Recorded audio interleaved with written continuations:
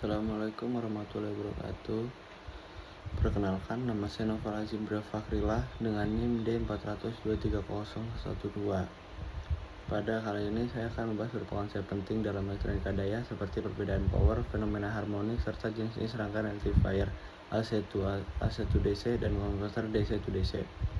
Yang pertama, perbedaan antara power instantaneous, RMS, dan rata-rata.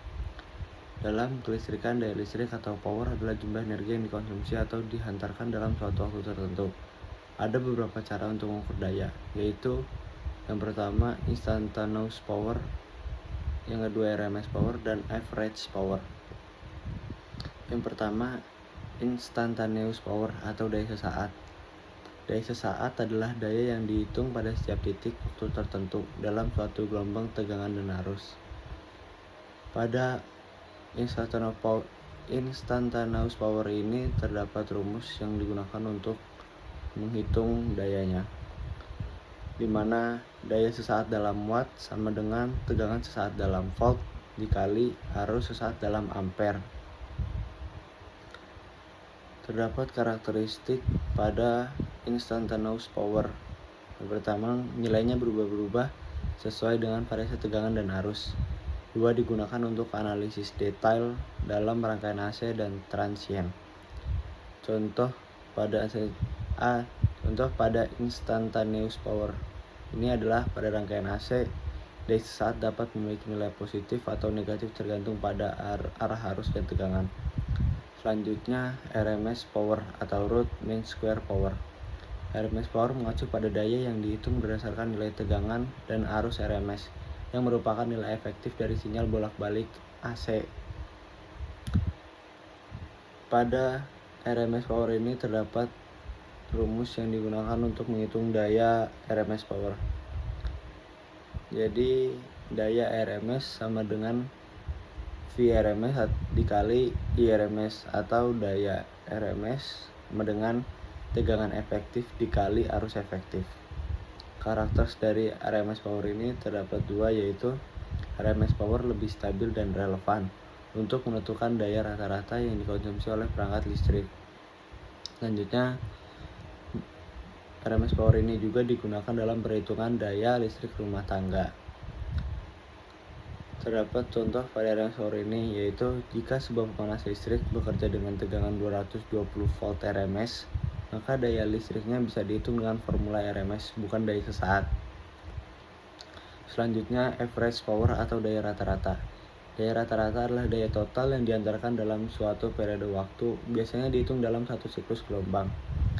Rumus average power ini yaitu daya sama dengan 1T integral T0 P daya periode gelombang dikali dt. Untuk karakteristik average power ini yaitu untuk sinyal DC, daya rata-rata sama dengan daya sesaat. Selanjutnya, untuk sinyal AC sinusoidal, daya rata-rata dihitung berdasarkan komponen tegangan dan arus fundamental. Jadi pada instantaneous power berguna untuk analisis sesaat, dan pada RMS power digunakan untuk menentukan daya nyata yang dapat digunakan. Dan pada average power memberikan informasi tentang konsumsi daya dalam periode waktu tertentu. Selanjutnya, penjelasan tentang fenomena total harmonic distortion atau THD. Total harmonic distortion atau THD adalah ukuran gangguan harmonik yang muncul dalam sinyal listrik akibat perangkat elektronik non-linear seperti inverter dan power supply switching. Harmonik adalah gelombang frekuensi tambahan dalam gelombang listrik selain frekuensi dasar atau fundamental frekuensi. Contoh dari harmonik ini yaitu jika frekuensi utama adalah 50 Hz, maka harmonik kedua adalah 100 Hz.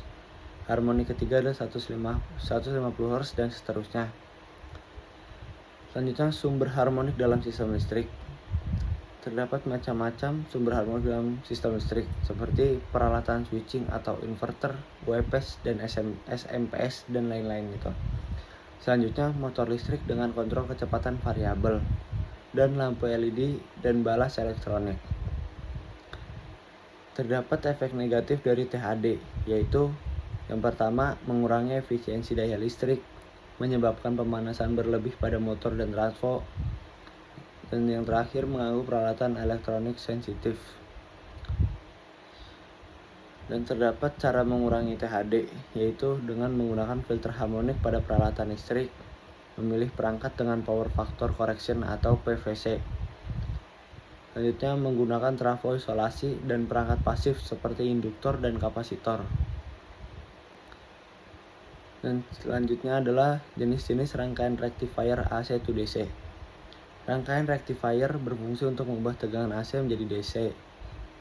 Pertama, half wave rectifier menggunakan satu dioda untuk mengarahkan 1,5 siklus AC. Selanjutnya, efisiensi rendah karena hanya menggunakan setengah dari siklus AC. Contoh dari half wave rectifier ini adalah pengisi daya sederhana untuk rangkaian kecil. Selanjutnya, full wave rectifier atau center tapped transformer menggunakan dua dioda dengan transformator center tap menggunakan seluruh siklus AC sehingga lebih efisien. Contoh dari full wave rectifier adalah catu daya dengan trafo pada radio dan amplifier. Selanjutnya, full wave bridge rectifier menggunakan 4 dioda dalam konfigurasi jembatan atau bridge. Tidak memerlukan transformator center tap, efisiensi tinggi dan digunakan dalam power supply komputer, charger, laptop. Selanjutnya, jenis-jenis rangkaian konverter DC to DC. Rangkaian DC to DC converter digunakan untuk mengubah tegangan DC ke level tegangan lain tanpa mengubah bentuk gelombang listriknya. Yang pertama terdapat buck converter atau step down converter, menurunkan tegangan DC. Contoh dari buck converter atau step down converter ini adalah regulator 12 volt ke 5 volt untuk microcontroller untuk menjaga keamanan dari microcontroller supaya tidak terbakar ataupun kelebihan tegangan. Selanjutnya, boost converter atau step up converter, menaikkan tegangan DC. Contoh power bank yang meningkatkan tegangan baterai ke 5 volt USB. Jadi digunakan untuk power bank ini digunakan untuk menyimpan ketika nanti dibutuhkan, dan power up dan step up ini digunakan untuk menaikkan tegangan baterai yang berawal dari 5 volt menjadi lebih dari 5 volt, contoh seperti 10 volt atau 15 volt untuk menyimpan tegangan dan digunakan dalam pengecasan HP. Selanjutnya, buck boost converter bisa menaikkan atau menurunkan tegangan tergantung konfigurasi. Contoh dari buck boost converter ini adalah konverter daya pada sistem energi terbarukan. Selanjutnya, terdapat flyback converter menggunakan trafo kecil untuk isolasi dan peningkatan tegangan. Contoh dari flyback converter ini adalah adaptor laptop dan charger HP. Mungkin sekian dari presentasi saya yang bisa saya sampaikan. Kurang-kurangnya mohon maaf. Wassalamualaikum warahmatullahi wabarakatuh.